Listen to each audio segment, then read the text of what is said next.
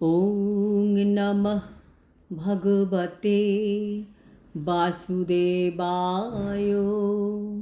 শ্রীমদ্ ভগবদ্ গীতা অষ্টাদশ অধ্যায় মোক্ষযোগ। হরে কৃষ্ণ। আজ আমরা মোক্ষযোগের 51, 52, 53 নম্বর শ্লোকগুলি শুনব। বুদ্ধাবিশুদ্ধয়া যুক্তো ধৃত্যাত্মানং নিয়ম্য চ শব্দাদীন বিষয়ং ত্যক্তা রাগোদ্দেশৌ বুধস্য চ বিবিক্তৌ সেবিলঘ্যাসি যত বাক্কায় মানসঃ ধ্যানযোগো পরো নিত্যং বৈরাগ্যং সমুপাশ্রিতঃ অহংকারং বলং দর্পং কামং ক্রোধং পরিগ্রহং বিমুচ্য নির্মমঃ শান্তৌ ব্রহ্মভূয়ায় কল্পতে। অনুবাদ: বিশুদ্ধ বুদ্ধিযুক্ত হয়ে মনকে ধৃতির দ্বারা নিয়ন্ত্রিত করে শব্দ আদি ইন্দ্রিয়ের বিষয়সমূহ পরিত্যাগ করে রাগ ও দ্বেষ বর্জন করে নির্জন স্থানে বাস করে অল্প আহার করে দেহ, মন ও বাক সংযত করে সর্বদা ধ্যান ও যোগে যুক্ত হয়ে বৈরাগ্য আশ্রয়পূর্বক অহংকার, বল, দর্প, কাম, ক্রোধ, পরিগ্রহ থেকে সম্পূর্ণরূপে মুক্ত হয়ে মমত্ববোধশূন্য শান্ত পুরুষ ব্রহ্ম অনুভব করতে সমর্থ হন। তাৎপর্য: এই 3টি শ্লোকে যে লক্ষণগুলি বলা হলো সেগুলি শুনে আমরা বুঝতে পারব ব্রহ্মভূত স্তরে পৌঁছতে গেলে আমাদের কি কি যোগ্যতার প্রয়োজন এবং কি কি লক্ষণ দেখে বুঝতে পারা যাবে যে আমরা সেই স্তর প্রাপ্ত হয়েছি। আর এগুলো শুনে আমরা নিজেদের বিচারও করতে পারব যে আমরা কতটুকু এগিয়েছি, কোন স্তরে আমরা পৌঁছতে পেরেছি। প্রথমে বলা হচ্ছে মনকে ধৃতির দ্বারা নিয়ন্ত্রিত করতে হবে। ধৃতি হচ্ছে একটি মানসিক শক্তি। মনকে শক্তির দ্বারা নিয়ন্ত্রণ করতে হবে। শব্দ আদি ইন্দ্রিয়ের বিষয়সমূহ পরিত্যাগ করে আমাদের এগোতে হবে। আমরা কতটা ইন্দ্রিয় তৃপ্তি থেকে মুক্ত হতে পেরেছি সেটা আমাদের দেখতে হবে। তারপর আমাদের রাগ এবং দ্বেষ বর্জন করতে হবে। কতটা আমরা আমাদের রাগ ও বিদ্বেষ ভাব কমাতে পেরেছি সেইটা আমাদের লক্ষ্য রাখতে হবে।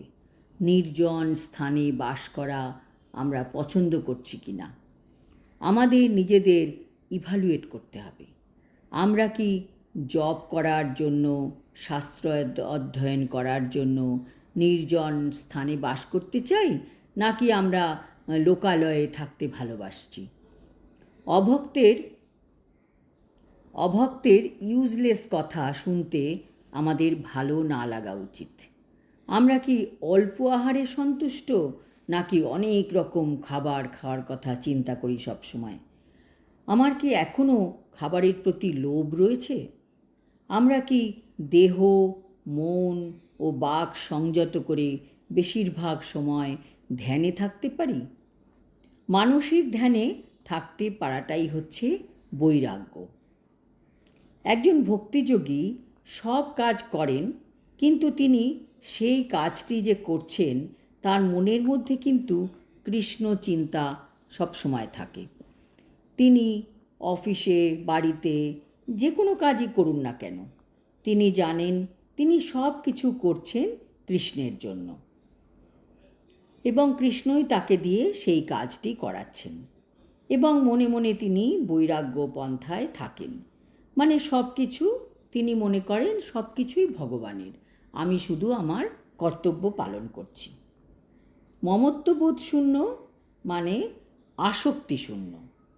কোনো কিছুই আমার নয়, কেউই আমার নয়।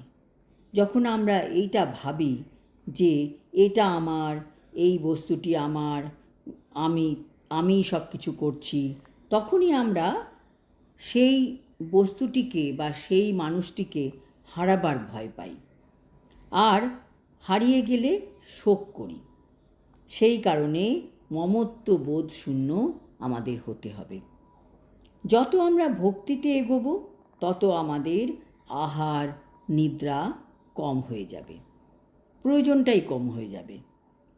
শরীরকে সুস্থ রাখার জন্য যতটুকু প্রয়োজন ততটুকুই আমাদের গ্রহণ করা উচিত। মিথ্যা উপাধি পরিত্যাগ করতে হবে।